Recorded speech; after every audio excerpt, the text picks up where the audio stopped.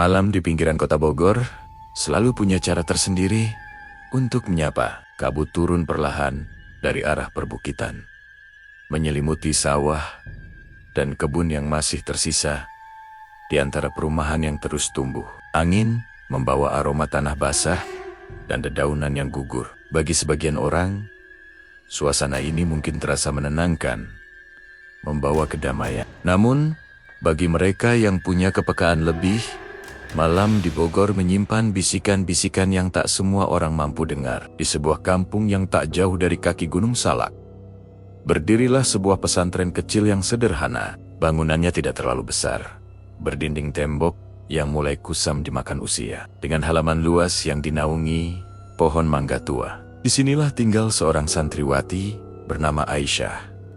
Usianya masih belia, tapi sorot matanya tenang dan dalam. Ia dikenal sebagai gadis yang rajin beribadah, lembut, tutur katanya, dan tak pernah meninggalkan syalat malam. Aisyah berasal dari keluarga sederhana. Sejak kecil, ia sudah terbiasa hidup mandiri. Jadi, ketika orang tuanya memutuskan untuk menitipkannya di pesantren, ia menerimanya dengan ikhlas. Hari-harinya diisi dengan menghafal ayat-ayat suci, membantu di dapur, dan mengaji hingga larut malam. Teman-temannya sering berkata, wajah Aisyah seolah bersinar setiap kali ia membaca Al-Quran. Namun, tidak jauh dari pesantren itu, di sebuah rumah tua yang hampir tertutup rimbunnya rumpun bambu, tinggal seorang lelaki yang namanya jarang disebut dengan suara lantang. Warga hanya menyebutnya sebagai Ki Wiryo. Konon, ia adalah seorang dukun santet yang sudah puluhan tahun menekuni ilmu hitam. Rumahnya selalu tertutup, jendelanya dipaku rapat, dan pada malam-malam tertentu terlihat cahaya merah samar dari dalam.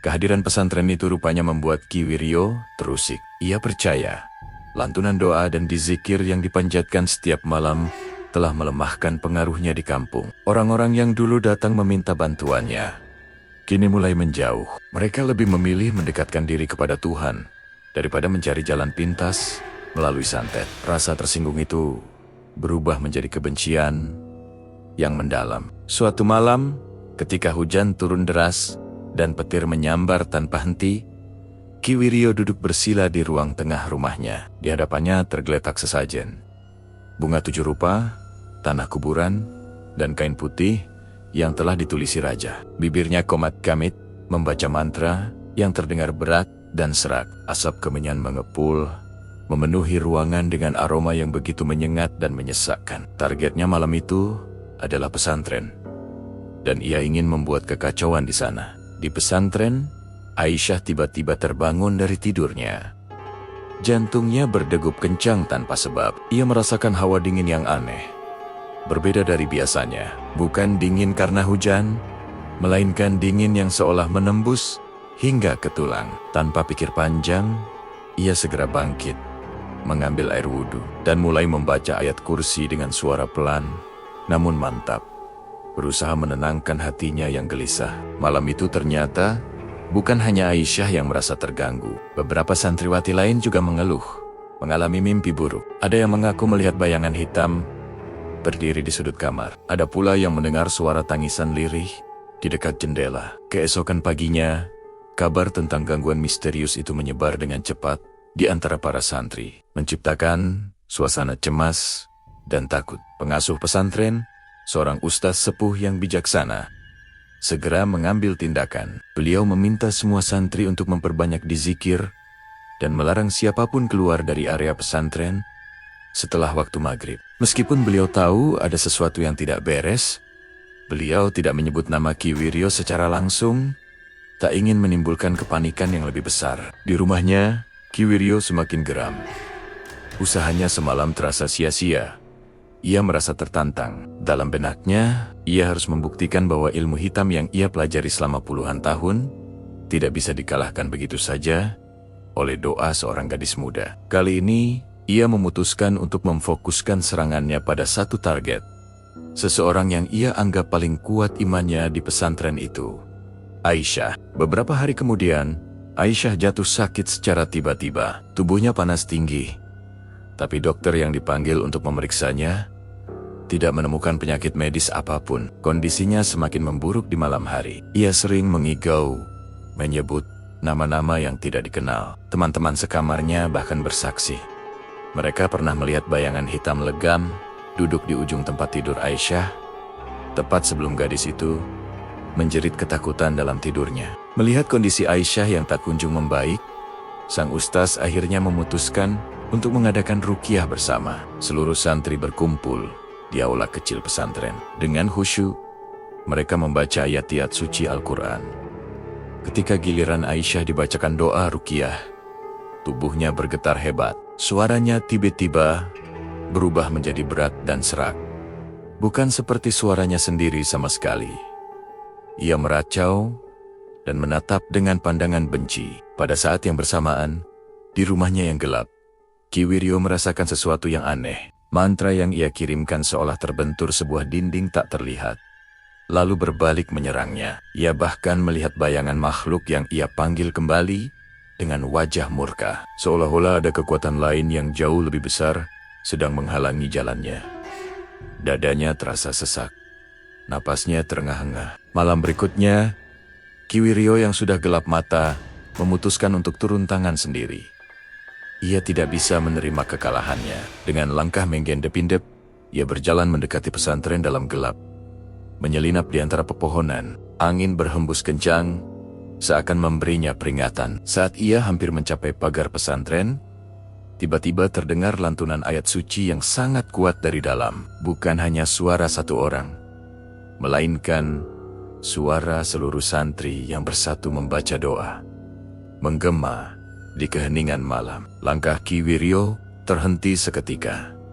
Dadanya terasa seperti dihantam benda keras. Pandangannya nanar menatap ke atas. Ia melihat sosok cahaya terang berdiri di atas atap pesantren. Sosok itu tidak berbentuk jelas, namun memancarkan ketenangan dan kekuatan yang luar biasa. Untuk pertama kalinya dalam puluhan tahun menekuni ilmu hitam, Ki Wiryo merasakan takut yang sesungguhnya. Sementara itu di dalam kamar, Aisyah yang masih lemah perlahan membuka matanya. Ia merasa seolah ada sebuah tangan hangat yang menyentuh dahinya, memberikan ketenangan. Suara-suara bisikan yang selama ini mengganggunya perlahan menghilang, lenyap ditelan lantunan doa. Ia menarik napas panjang dan membaca istighfar dengan lirih. Di luar pagar, Ki Wiryo berusaha mengucapkan mantra terakhirnya, sebuah mantra pamungkas. Namun, lidahnya keluh, tubuhnya gemetar hebat tak terkendali.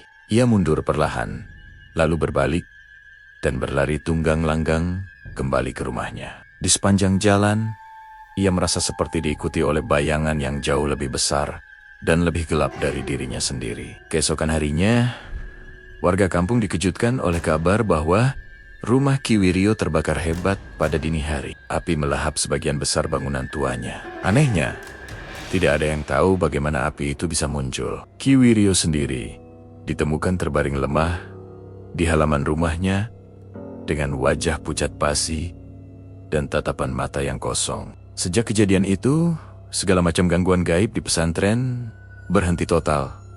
Aisyah pulih secara perlahan, ia kembali mengaji dan tersenyum seperti biasa. Namun, kini ada sesuatu yang berubah dalam dirinya. Imannya menjadi lebih kuat. Keyakinannya bahwa perlindungan sejati hanya datang dari Tuhan semakin kokoh. Warga kampung pun mulai menyadari satu hal penting. Ilmu hitam, sekuat apapun itu, tidak akan pernah bisa menang melawan keimanan yang tulus dan doa yang dipanjatkan bersama-sama. Rumah Ki Wiryo yang hangus kini dibiarkan kosong. Perlahan ditelan semak belukar. Tak ada lagi yang berani mendekat ke sana setelah matahari terbenam. Beberapa bulan kemudian, Aisyah berdiri di halaman pesantren saat senja. Ia memandang langit yang berwarna jingga di atas Bogor. Ia tahu bahwa hidupnya masih panjang dan ujian akan selalu ada. Namun kini, ia tidak lagi merasa takut. Kisah tentang pertarungan tak terlihat antara dukun santet dan seorang santriwati ini menyebar dari mulut ke mulut di kampung itu. Sebagian menganggapnya hanya mitos. Sebagian lagi percaya bahwa itu adalah bukti nyata dari kekuatan doa. Yang jelas, malam di kampung itu kini terasa jauh lebih tenang. Nah, menurut kalian, apakah Ki Wiryo benar-benar kalah? Ataukah ia masih menyimpan dendam yang belum terbalas? Jika kalian berada di posisi Aisyah, apa yang akan kalian lakukan ketika menghadapi gangguan semacam itu? Dan yang terpenting, percayakah kalian bahwa kekuatan doa mampu mengalahkan santet yang paling kuat sekalipun? Tuliskan pendapat kalian di kolom komentar ya. Jangan lupa subscribe ke channel Kreator Jampang untuk kisah-kisah horor lainnya yang lebih menegangkan dan penuh misteri. Terima kasih sudah menonton.